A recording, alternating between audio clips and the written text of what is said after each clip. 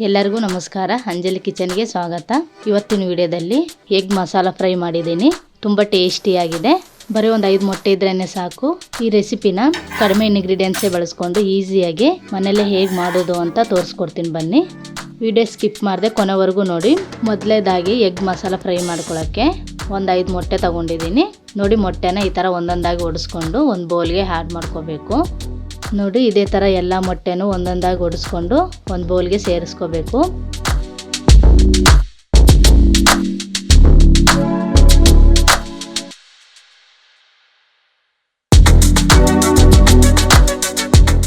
ಎಲ್ಲ ಮೊಟ್ಟೆನೂ ಒಂದು ಬೌಲ್ಗೆ ಸೇರಿಸ್ಕೊಂಡು ಚೆನ್ನಾಗಿ ಈ ಥರ ಮಿಕ್ಸ್ ಮಾಡ್ಕೊಳ್ಳಿ.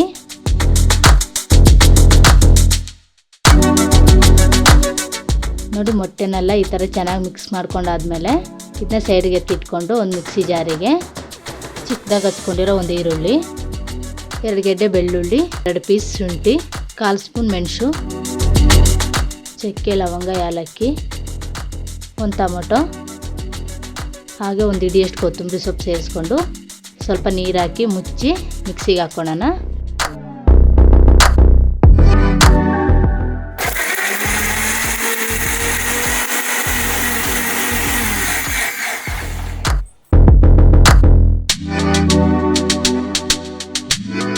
ನೋಡಿ, ಮಸಾಲೆ ಎಲ್ಲ ನುಣ್ಣು ಗ್ರೈಂಡ್ ಆಗಿದೆ. ಇದನ್ನ ಕೆಳಗಿಳಿಸ್ಕೊಂಡು ಸ್ಟವ್ ಹಚ್ಕೊಳ್ಳೋಣ. ಒಂದು ಬಾಣಲಿಗೆ 1 ಸ್ಪೂನ್ ಎಣ್ಣೆ ಸೇರಿಸ್ಕೊಂಡು ಎಣ್ಣೆ ಸ್ವಲ್ಪ ಬಿಸಿ ಆದಮೇಲೆ ಮಿಕ್ಸ್ ಮಾಡಿ ಇಟ್ಕೊಂಡಿರೋ ಮೊಟ್ಟೆನ ಆ್ಯಡ್ ಮಾಡ್ಕೋಬೇಕು. ಬಾಣಲಿಗೆ ಮೊಟ್ಟೆ ಸೇರಿಸ್ಕೊಂಡ ತಕ್ಷಣವೇ ತಿರುಗಿಸ್ಕೊಳಕ್ಕೆ ಹೋಗಬೇಡಿ. ಸ್ವಲ್ಪ ಈ ಥರ ಎಲ್ಲ ಡ್ರೈ ಆಗಲಿ. ಡ್ರೈ ಆದಮೇಲೆ ಇದಕ್ಕೆ ಸ್ವಲ್ಪ ಉಪ್ಪು ಹಾಕಿ ನೋಡಿ, ಮೊಟ್ಟೆ ಈ ಥರ ಹಸಿ ಸ್ಮೆಲ್ ಹೋಗೋವರೆಗೂ ಫ್ರೈ ಮಾಡ್ಕೋಬೇಕು. ನೋಡಿ, ಮೊಟ್ಟೆನ ಈ ಥರ ರೋಸ್ಟ್ ಮಾಡ್ಕೋಬೇಕು. ಜಾಸ್ತಿ ತಿರುಗಿಸ್ಕೊಳಕ್ಕೆ ಹೋಗಬೇಡಿ. ಇದು ಮೊಟ್ಟೆ ಎಲ್ಲ ಪುಡಿ ಪುಡಿ ಆಗಿಬಿಡುತ್ತೆ. ಎಗ್ ರೋಸ್ಟ್ಗೆ ಸ್ವಲ್ಪ ದೊಡ್ಡ ದೊಡ್ಡ ಪೀಸೇ ಇರಬೇಕು. ನೋಡಿ, ಎಗ್ ಎಲ್ಲ ಈ ಥರ ರೋಸ್ಟ್ ಆಗಿದೆ. ಇದನ್ನೀಗ ಒಂದು ಬೌಲ್ಗೆ ಆ್ಯಡ್ ಮಾಡ್ಕೊಳ್ಳೋಣ.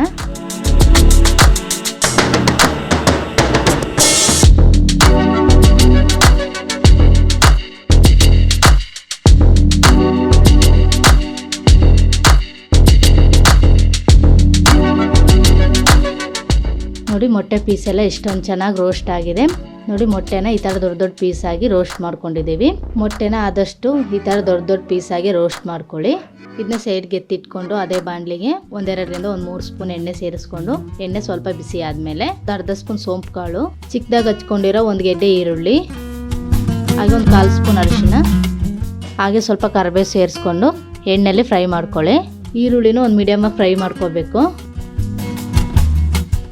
ನೋಡಿ, ಈರುಳ್ಳಿ ಒಂದು ಮೀಡಿಯಮಾಗಿ ಫ್ರೈ ಆಗಿದೆ. ಇದಕ್ಕೆ ಇವಾಗ ರುಬ್ಬಿಟ್ಕೊಂಡಿರೋ ಮಸಾಲೆನ ಆ್ಯಡ್ ಮಾಡಿಕೊಂಡು ಎಣ್ಣೆಯಲ್ಲಿ ಚೆನ್ನಾಗಿ ಫ್ರೈ ಮಾಡ್ಕೋಬೇಕು. ಮಸಾಲೆ ಹಸಿ ಸ್ಮೆಲ್ ಹೋಗೋವರೆಗೂ 1-2 ರಿಂದ 3 ನಿಮಿಷ ಈ ಥರ ತಿರುಗಿಸ್ಕೊಂತ ಚೆನ್ನಾಗಿ ಫ್ರೈ ಮಾಡ್ಕೊಳ್ಳಿ. ನೋಡಿ, ಮಸಾಲೆ ಎಲ್ಲನೂ ಒಂದು ಮೀಡಿಯಮಾಗಿ ಫ್ರೈ ಆಗಿದೆ. ಇದಕ್ಕೆ ಇವಾಗ 1 ಸ್ಪೂನ್ ಅಚ್ಚ ಖಾರದ ಪುಡಿ, 1/4 ಸ್ಪೂನಷ್ಟು ಧನಿಯಾ ಪೌಡ್ರು, 1/4 ಸ್ಪೂನಷ್ಟು ಉಪ್ಪು ಸೇರಿಸ್ಕೊಂಡು ಎಣ್ಣೆಯಲ್ಲಿ ಚೆನ್ನಾಗಿ ಮಿಕ್ಸ್ ಮಾಡ್ಕೋಬೇಕು. ನೋಡಿ, ಎಲ್ಲ ಮಸಾಲೆನೂ ಈ ಥರ ಎಣ್ಣೆಯಲ್ಲಿ ಚೆನ್ನಾಗಿ ಫ್ರೈ ಮಾಡ್ಕೋಬೇಕು. ಮಸಾಲೆ ಎಲ್ಲನೂ ಹಸಿ ಸ್ಮೆಲ್ ಹೋಗೋವರೆಗೂ ಫ್ರೈ ಮಾಡ್ಕೊತಾ ಇರಿ.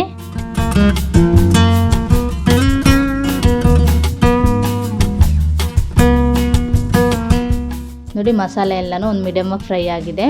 ಇದಕ್ಕೆ ಇವಾಗ 1 ಟೀ ಲೋಟದಷ್ಟು ನೀರು ಸೇರಿಸ್ಕೊಳ್ಳೋಣ. ನೋಡಿ, ಎಗ್ ಮಸಾಲ ಫ್ರೈ ಮಾಡ್ತಿರೋದ್ರಿಂದ ಮಸಾಲೆನ ಆದಷ್ಟು ಗ್ರೇವಿ ಥರನೇ ಮಾಡ್ಕೊಳ್ಳಿ. ಜಾಸ್ತಿ ನೀರು ಥರ ಮಾಡ್ಕೊಳಕ್ಕೆ ಹೋಗಬೇಡಿ, ಗ್ರೇವಿ ಚೆನ್ನಾಗಿರಲ್ಲ.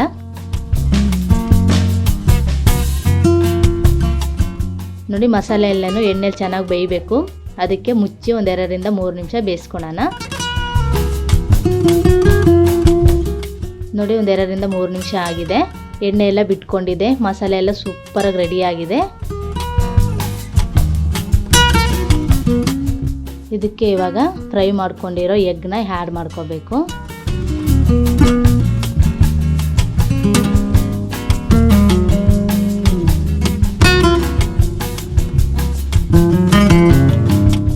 ಆ್ಯಡ್ ಮಾಡ್ಕೊಂಡಾದ್ಮೇಲೆ ಮಸಾಲೆ ಜೊತೆ ರೋಸ್ಟ್ ಮಾಡ್ಕೊಂಡಿರೋ ಎಗ್ನ ಚೆನ್ನಾಗಿ ಮಿಕ್ಸ್ ಮಾಡ್ಕೋಬೇಕು.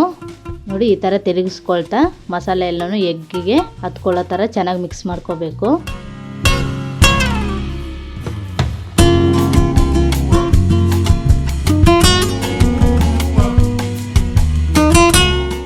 ಇವಾಗ ಮುಚ್ಚಿ 1 ರಿಂದ 2 ನಿಮಿಷ ಬೇಯಿಸ್ಕೊಳ್ಳೋಣ. ನೋಡಿ ಎಗ್ ಮಸಾಲ ಫ್ರೈ ಸೂಪರಾಗಿ ರೆಡಿ ಆಗಿದೆ.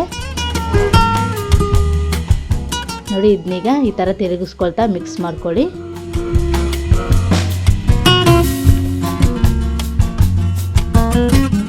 ಮಿಕ್ಸ್ ಮಾಡ್ಕೊಂಡಾದ್ಮೇಲೆ ಇದ್ರ ಮೇಲೆ ಸ್ವಲ್ಪ ಕೊತ್ತಂಬರಿ ಸೊಪ್ಪು ಆ್ಯಡ್ ಮಾಡಿಕೊಂಡು ಮುಚ್ಚಿ ಕೆಳಗಿಳಿಸ್ಕೊಳ್ಳೋಣ.